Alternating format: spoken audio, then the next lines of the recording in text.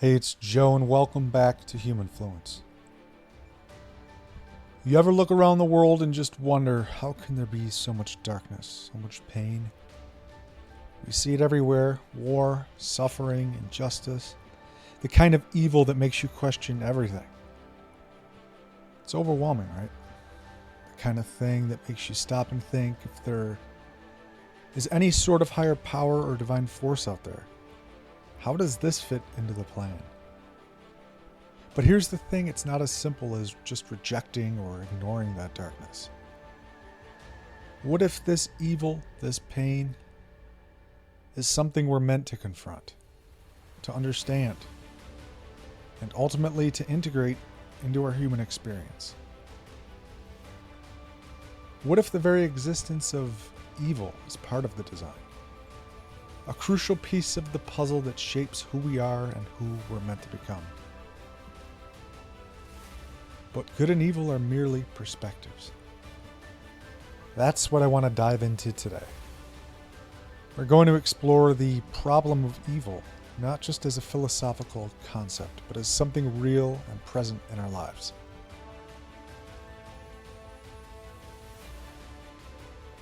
And we're going to look at the true nature of creation, not as some distant event in the past, but as an ongoing process that includes every part of our experience. The good and the bad. Because maybe, just maybe, the darkness we see is part of the light we're searching for. So let's talk about evil for a second. It's a pretty big word, right? It covers everything from the little stuff that annoys us to the really big, awful things that make us question humanity. And people have been trying to figure this out for a long time. Philosophers like Augustine and Aquinas, who try to explain how an all-good, all-powerful creator could let evil exist.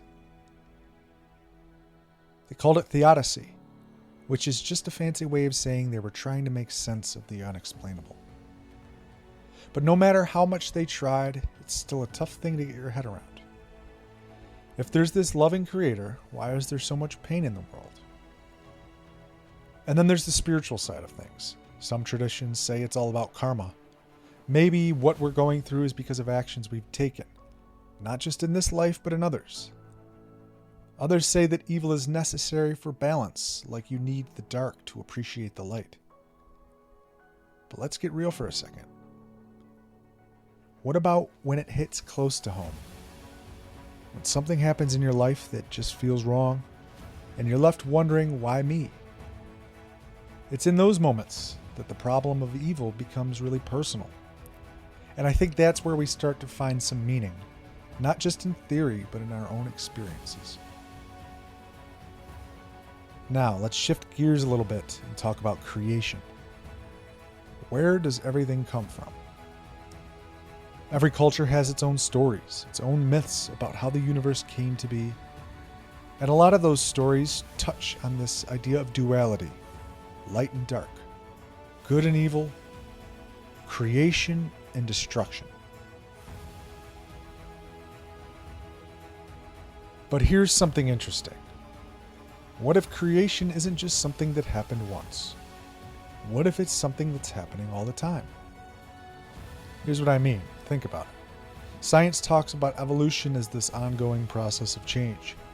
Spiritually, there's a similar idea that creation is a living, breathing process, and we're all part of it. Duality plays a big role in this.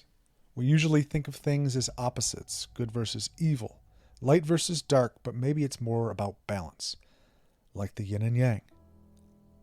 Two forces that are different but connected, each one necessary for the other to exist.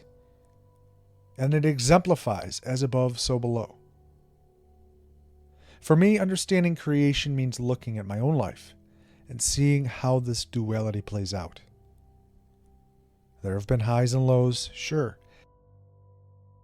It's all part of this ongoing journey of becoming, of creating myself. Really. And maybe that's what it's all about, realizing that we're co-creators in this universe, constantly shaping our reality, frame by frame. So how do these ideas fit together? If creation is ongoing and duality is part of it, where does that leave us with the problem of evil? One way to look at this is that maybe evil has a purpose. I'm not saying suffering is a good thing. No one likes going through tough times, but maybe it's something that pushes us to grow, to evolve, to become more than we were before. It forces us to face the darker parts of ourselves and figure out how to deal with them. And then you've got mystical traditions that say what we see as evil might be just part of a bigger plan that we can't fully understand. It's like we're looking at just one piece of the puzzle, but the whole picture is something we can't quite see yet. Personally, I'm still figuring this out myself. I don't have all the answers, but thinking about these things has definitely changed how I see the world. It's made me more aware of the mystery and complexity of life, and maybe a little more accepting of the things I can't control. In the end, the problem of evil and the nature of creation are those big mysteries that we might never fully figure out. But that doesn't mean we shouldn't try to understand them, because it's the journey of questioning, exploring, and reflecting that really shapes us. So as we wrap this up, here's something to think about. How do you find meaning when things go wrong? What does creation mean to you? And this merely brushes the surface of good and evil, the concept of duality and human perception. I have plenty more videos on these subjects, so please check them out. Don't forget to comment, like, and subscribe, and you can find Humanfluence on Spotify, TikTok, and Instagram, so give me a follow. Humanfluence, out.